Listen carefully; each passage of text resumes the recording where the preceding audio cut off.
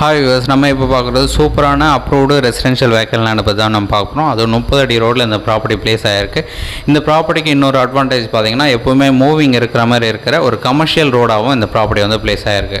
So நீங்கள் 2-வே டைப்பாக அழகாக யூஸ் பண்ண முடியும். ஏன் அப்படி சொல்கிறேன்னு பார்த்தீங்கன்னா, இந்த ரோட்டில் நீங்கள் கிரவுண்ட் ஃப்ளோரில் ஒரு கமர்ஷியல் பர்பஸ்க்கு எதனா பிளான் பண்ணிவிட்டு கூட ஃபஸ்ட் ஃப்ளோர் செகண்ட் ஃப்ளோர் வந்து ரெசிடென்ஷியலாகவும் நீங்கள் பிளான் பண்ண முடியும்.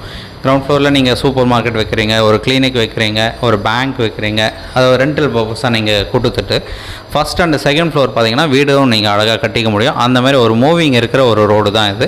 ஸோ 2 டைப்பாகவும் நீங்கள் அழகாக யூஸ் பண்ணிக்கலாம். கமர்ஷியல் அண்ட் ரெசிடென்ஷியல் அழகாக யூஸ் பண்ணக்கூடிய இந்த லேண்டு எங்கே இருக்குதுன்னு பார்த்தீங்கன்னா, மேல் அயனம்பாக்கமில் இந்த ப்ராப்பர்ட்டி வந்து பிளேஸ் ஆகிருக்கு. அதாவது வானகரத்தோட நார்த் சைடில் இருக்கிற லொக்கேஷன் தான் மேல் அயனம்பாக்கம் சொல்லுவாங்க. ஸோ இந்த அயனம்பாக்கத்தில் பார்த்தீங்கன்னா நமக்கு லேண்ட்மார்க் வேலம்மாள் ஸ்கூல் இருக்குது.